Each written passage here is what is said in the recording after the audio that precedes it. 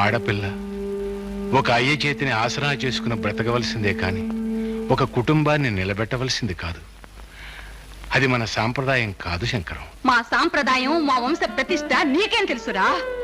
ఆత్మాభిమానం మా సాంప్రదాయం, ఆకలితో చచ్చిపోవడం మా వంశ ప్రతిష్ట.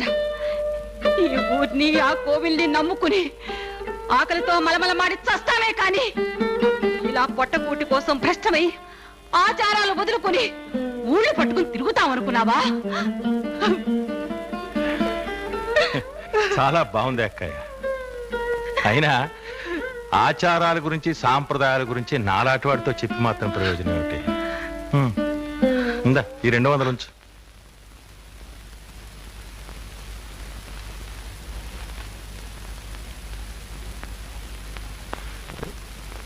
పోనీ ఆ గాయత్రినేనా నా ఖర్చు మీద చదివించుకోనివ్వండి.